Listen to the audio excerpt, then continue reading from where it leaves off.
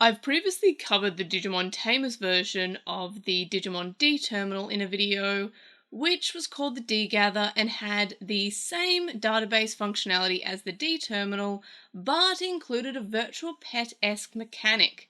But Bandai Asia, being Bandai Asia, also released a Digimon Frontier equivalent, which was called the D-Spirit. But this time, instead of the virtual pet side game that the D-Gather had, the D-Spirit included a quest game and released in two versions.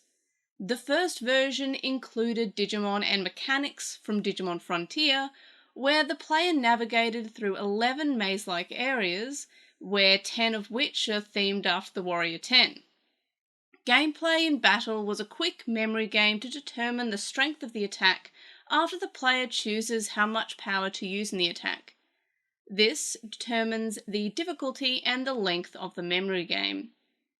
The three human characters that the player chooses from to represent themselves are interestingly not from any piece of existing Digimon media, but I could see them being inspired from the 4 other kids that appeared in the digital world in Frontier, that being Tommy's Bullies, or even the discontinued Chinese manual series Legendary Skies, or maybe even Bandai America's own intended sequel for Digimon Frontier called Digimon Force 3.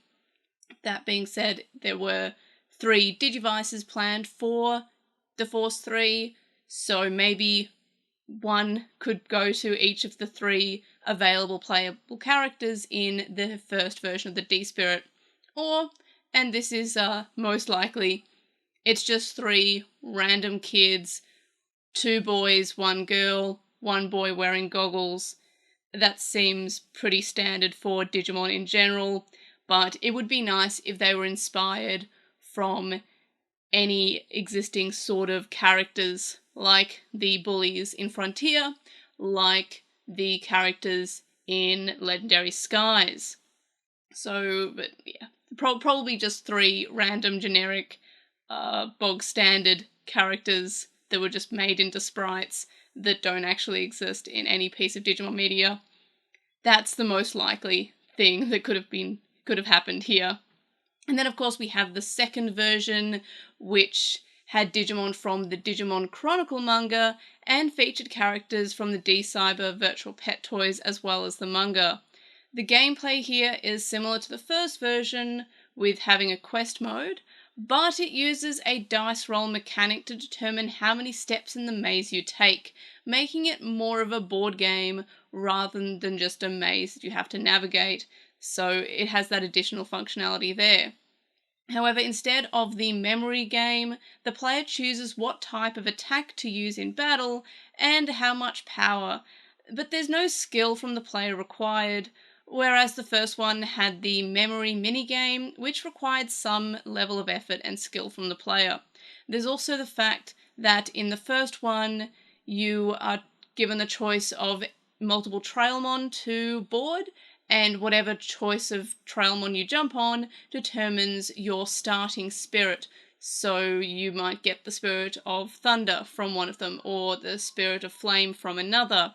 Whereas on the second version, the choice of the playable character determines what Digimon you have. One of the characters gives you Doraemon, the other gives you Rudamon, as these are the characters in the Digimon Chronicle manga. So there is also that extra difference between the 2 versions.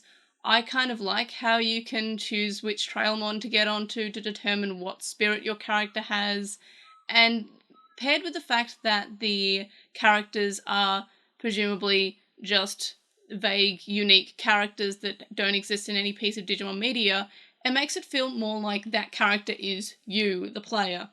Whereas in the second version, you're just a character from an existing piece of Digimon media with a designated partner Digimon. So I kind of like the original character aspect of the first version, but that's just me. In terms of the Digimon count on both of these, there are 526 Digimon in the first version, and there are 572 in the second, which is a pretty large jump from the D-Gather's 431 and the D-Terminal's 351. Of course, those counts are the English releases, that being said, the Bandai Asia releases, rather than the Japanese releases of the D-Terminal. And then, of course, the Japanese release had the Analyzer toy.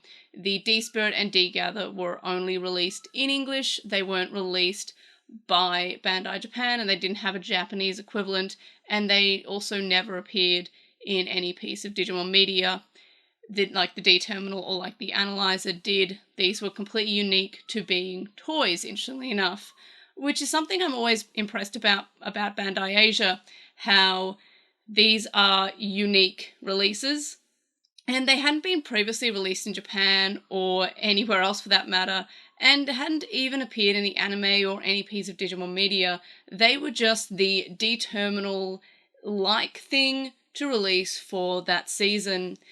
Of course, in the few years later with Digimon Savers and Digimon Data Squad, Japan did get a release of the Digiwindow.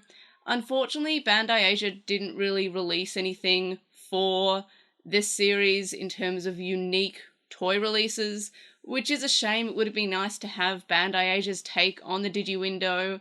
However, the Digiwindow just got released in Japan and didn't get an English or any other release outside of Japan, which is kind of a shame. Again, I love Bandai Asia's take on releasing fairly unique things. As much as I complain about the Digimon Pendulum Cycles, they are fairly unique. We do have the Digimon Neo as well, which has the similar shell from the Pendulum Cycle, which was kind of weird. It was like a Digivice with the quest-based mechanics, but it didn't have any clip on it. So we did get a lot of these unique releases in Bandai Asia, and of course in Australia, because Bandai Asia released toys there. But overall, I kind of wish we still got more of these. I do like how we got these unique terminals that I know it's just to sell toys, and hey, it works, but I'm glad that it wasn't just an updated database each time. It wasn't just the D-Terminal, and then they added a few more Digimon for Tamers, and then a few more Digimon for Frontier. I'm glad they actually added on these additional functionalities, like the virtual pet-esque mechanic in the D-Gather, and of course, like the quest-based mechanics that we see in the D-Spirits that I've covered in this video. So overall, love these so much. I've wanted to do a video on the D-Spirits for a while. I've been playing with them lately. They're pretty fun. I do miss the D-Gather aspect with the virtual pets, but there is some charm in this quest-based mechanic, and it's got a lot less guesswork than the D-Gather had, which is always a positive when Bandai Asia gives me something that I don't have to think about. But overall, those are my thoughts on the D-Gather. Oh, sorry, no, not the D. Well, I guess I did talk about the D-Gather, but those are my thoughts on the D-Spirit. Let me know your comments, questions, etc., in the comment section below. Like this video for more Bandai Asia goodness, I guess. Subscribe if you haven't already, and if you have subscribed, tell your friends, tell your family, tell your neighbors, and of course, I'll see you in the next video. Bye!